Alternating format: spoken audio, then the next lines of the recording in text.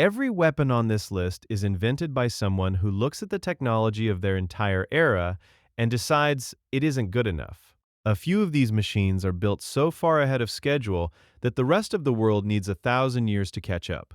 Some of them are so good they get reinvented from scratch centuries later by people who have no idea they are copying the dead. These are 10 weapons that should not exist when they do. Repeating crossbow. It's around 228 AD in the mountains of northern China, and a strategist named Zhuge Liang has a math problem. He commands the armies of Shu, the smallest and poorest of the three kingdoms, tearing the country apart. He is outnumbered in almost every fight he walks into. A normal crossbow is powerful, but it is slow. You shoot once, then you brace the bow against the ground, haul the string back with both hands or a hook on your belt, drop in a bolt, raise it, aim, fire. In the time it takes one man to do that, a charging enemy covers a lot of ground. So Zhuge Liang takes a weapon that already exists and makes it monstrous.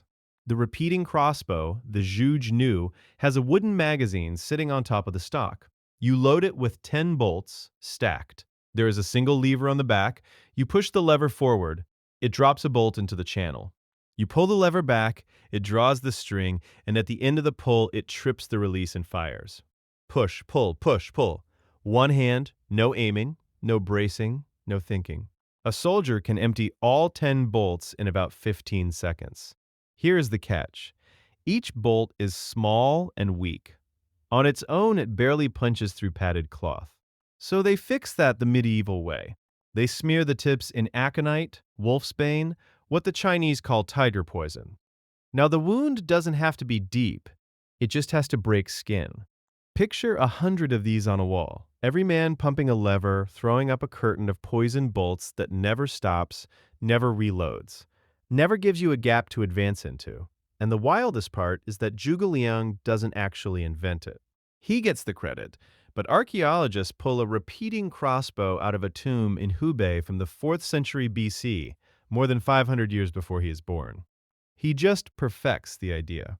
The design is so practical that Chinese soldiers are still carrying repeating crossbows into the Sino-Japanese War in 1894, firing the same push-pull machine more than 2,000 years after someone first buried one in the ground.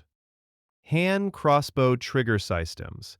It's around 210 BC, and a bronze caster in a state armory is holding a piece of machinery so precise it will not be matched in Europe for over 1,000 years.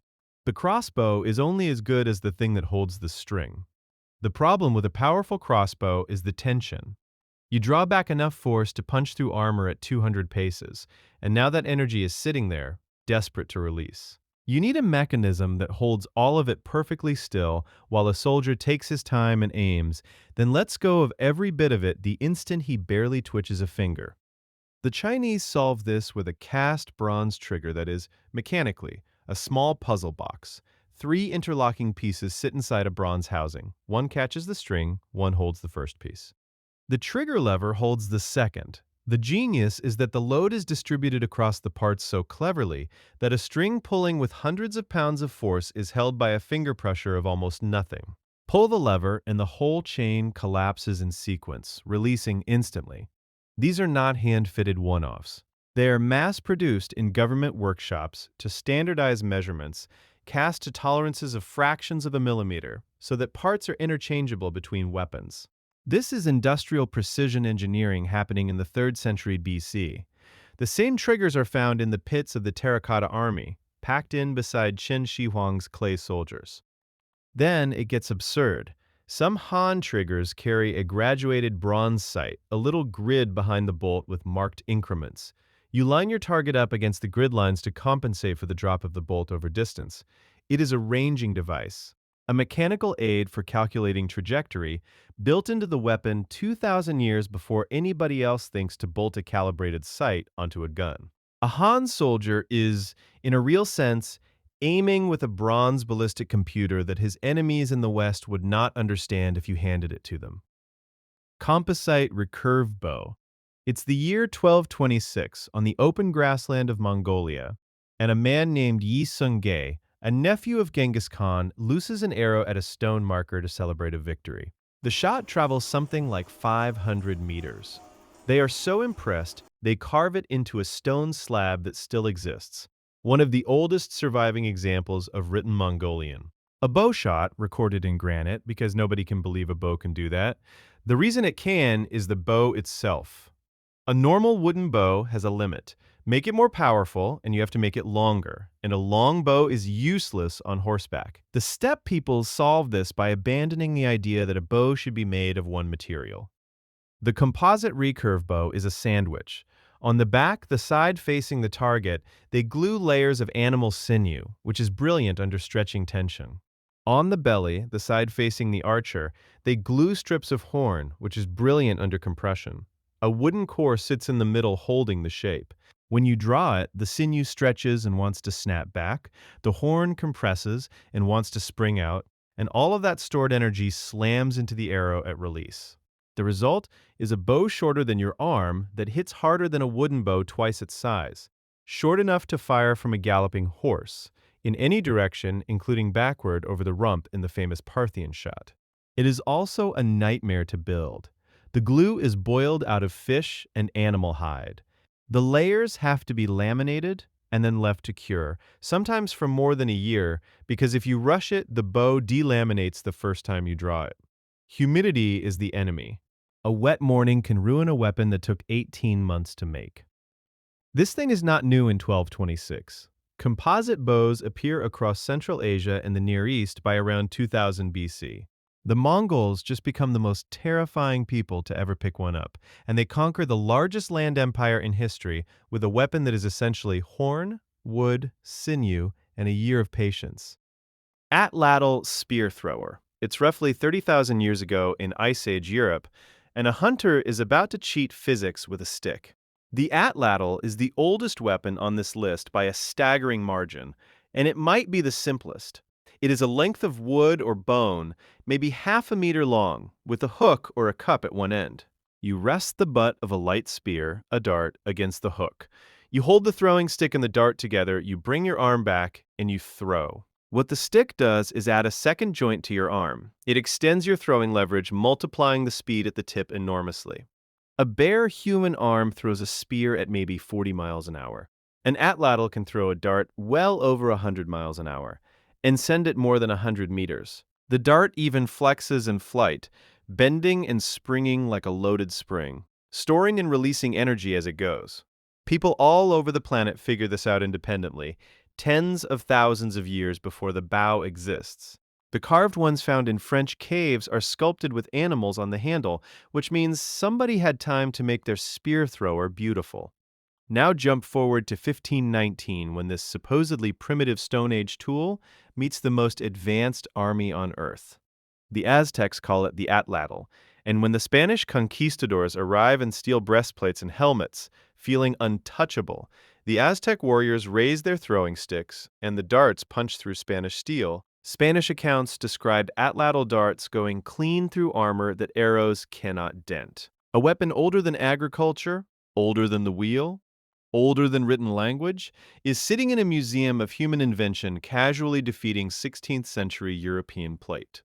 Some problems, it turns out, were solved completely the first time. Roman Ballista. It's 52 BC at the Siege of Avaricum in Gaul, and a Gallic defender on the wall is about to be pinned to the wood behind him by a weapon he cannot even see firing. The ballista is the Roman answer to the question of how you throw something with the force of a god. The trick is torsion. Forget bending wood. The Romans take two thick skeins of twisted rope, usually sinew or hair, and wind them brutally tight inside a wooden frame. Each skein grips one throwing arm. When you crank the arms back, you twist those rope bundles even tighter, loading them with enormous stored energy. Release, and the arms whip forward and the projectile leaves the rails faster than the eye can follow. The smaller version, the Scorpio, is a bolt shooter, and the Romans assign roughly one to every group of 80 legionaries. It is essentially an artillery rifle. It fires a heavy, iron-headed bolt with enough accuracy that a trained crew can hit a specific man on a wall 100 meters away, and enough force to drive that bolt through his shield, through him, and into whatever is behind him. Julius Caesar uses these constantly in Gaul, At Avaricum, the defenders learn that they cannot stand on their own walls, because an unseen crew somewhere below keeps reaching up and killing them one by one through their shields. The detail that should not be possible for the time is the calibration. The Romans work out that the power of a ballista depends on the diameter of the hole the torsion springs pass through. So they build to a standard. The engineer Vitruvius writes down formulas relating the weight of the stone you want to throw to the exact bore size of the machine. You tell the workshop the projectile weight, they build a machine tuned to it. Standardized, scalable, formula-driven artillery designed off written specifications in the 1st century BC. Counterweight Trebuchet. It's the summer of 1304 outside Stirling Castle in Scotland, and King Edward I of England has built a machine so large the Scots inside the castle try to surrender before it is even finished. He says no. Edward has spent months and a fortune assembling a trebuchet he calls Warwolf, the largest of its kind ever built, big enough that 30 wagons are needed to haul the parts. When the defenders of Stirling, watching this thing rise, decide they have seen enough and offer to give up, Edward refuses to accept the surrender. He has not tested his new toy yet. He makes them stay inside while Warwolf throws stones that reportedly knock down an entire section of wall in single shots. The counterweight trebuchet is one of the most elegant weapons humans ever build, and it runs on nothing but gravity. You have a long arm on a pivot, unbalanced. The short end carries a colossal box of stone or lead weighing several tons. The long end carries a sling holding the projectile. You haul the long arm down and lock it, lifting the counterweight high. Then you release. The weight drops, the arm whips up and over. The sling adds a final acceleration at the end, and a stone the weight of a grown man flies 200 meters into a wall. Because gravity is constant, the machine is consistent. Crews can walk their shots in, landing stone after stone in nearly the same spot, until the masonry gives. And when stone gets boring, the trebuchet becomes the world's first machine for psychological and biological warfare.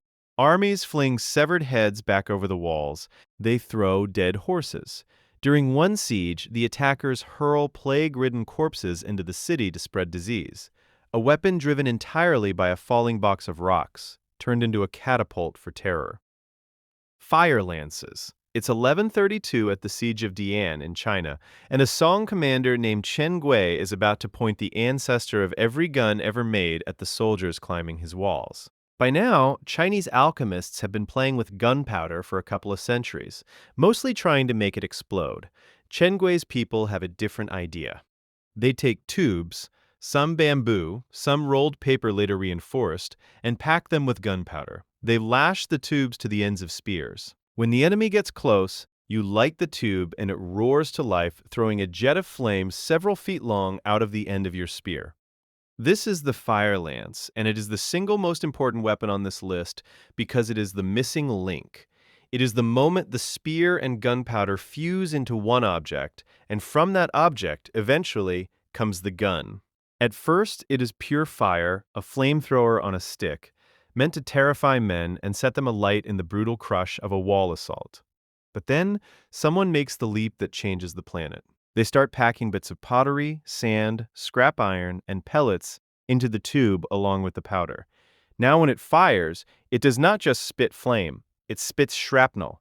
It launches projectiles downrange with the blast. The instant a Chinese soldier loads pellets into a fire lance and points it at another human being, the firearm exists in embryo. Shorten the tube, make it metal, stop adding flame, and start adding a single tight-fitting projectile. And you have a hand cannon. Every rifle, pistol, and cannon in human history traces its bloodline back to a man on a wall in 12th century China, holding a paper tube of fire. Early military rockets.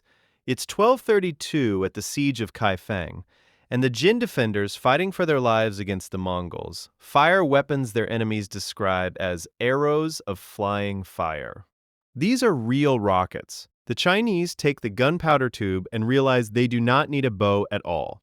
If you seal one end of a powder tube and leave the other open, the escaping gases push the tube forward.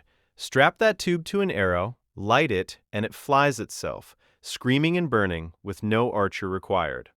At Kaifeng, these flying fire arrows streak into the Mongol ranks, And the Mongols, who have seen most of the world by this point, are unnerved. The terror is half the weapon. A volley of shrieking, smoking arrows that launch themselves is a nightmare to men who have never met one. Then Chinese engineers get ambitious in ways that feel like science fiction for the period. They build launchers, called wasp nests, that fire dozens of rockets at once from a single basket, saturating an area. And in their military manuals, they describe a weapon called the fire dragon, issuing from the water, a rocket that carries smaller rockets inside it. The big rocket boosts the whole assembly out over the water, and when it burns out, the smaller rockets ignite and fly on toward the target. That is a multi-stage rocket. The exact principle that 7 centuries later lifts human beings off this planet and onto the moon, sketched out in a 14th century Chinese handbook by men who wanted to set enemy boats on fire from a distance. Corvus boarding Divis. It's 260 BC off the coast of Sicily at the Battle of Mylae, and a Roman commander named Gaius Duilius has a problem that should get his entire fleet sunk. Rome is at war with Carthage, the dominant naval power in the western Mediterranean. The Carthaginians have been sailors for centuries. Their crews are faster. Their captains know how to ram and maneuver, how to dance around an enemy ship, and punch a hole in its side. The Romans are soldiers. They are the best infantry on earth and almost useless at sea. In a contest of seamanship, Rome loses every time. So Rome refuses to have a contest of seamanship. The Romans bolt a strange device to the front of their ships called the Corvus, which means crow or raven. It is a long boarding bridge, hinged at the base of a pole so it can swing and drop in any direction. On the underside of the far end is a heavy iron spike shaped like a beak. When a Carthaginian ship comes close, the Romans release the Corvus and it crashes down onto the enemy deck, and the iron beak punches into the planking and locks the two ships together. Now the Carthaginians' superior sailing means nothing, because the ships are nailed to each other and going nowhere.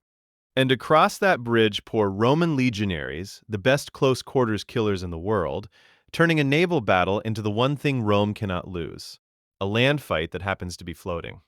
At Mylae, Duilius wins Rome's first major naval victory this way, and Rome is so stunned to win at sea that they build him a monument decorated with the prows of captured ships. The Corvus has one fatal flaw. All that iron at the bow makes the ships dangerously top-heavy, and Rome later loses entire fleets to storms, hundreds of ships swallowed in single tempests. Eventually, they abandon the device. But by then, it has done its job. It has handed Rome the sea. Assyrian siege towers and rams. It's 701 BC at the walls of the city of Lachish in the kingdom of Judah, and the army of the Assyrian king Sennacherib is rolling machines up an artificial mountain to break the city open. We know exactly what this looks like because Sennacherib is so proud of it that he covers the walls of his palace at Nineveh with carved stone reliefs showing the whole siege, and those carvings survive. They are the oldest detailed pictures of siege engineering in the world, and they are terrifyingly sophisticated. The Assyrians are the first people to treat the conquest of a walled city as an engineering project rather than a gamble. They arrive with a corps of specialists. At Lachish, they build a colossal ramp of packed earth and stone, sloping up to the city wall so they can roll heavy equipment right up to the top of the defenses, instead of fighting up ladders. Up that ramp, they push the machines. The Assyrian siege engine is a wheeled wooden frame armored with wet hides and wicker to shrug off fire arrows, and inside it swings a battering ram with a metal-tipped head. But this is not a simple log. The reliefs show the head being used to pry and lever individual stones and bricks out of the wall, picking the masonry apart. And built onto the front of the engine is a tower, a raised platform where Assyrian archers stand level with the defenders and rain arrows down onto the men trying to stop the ram.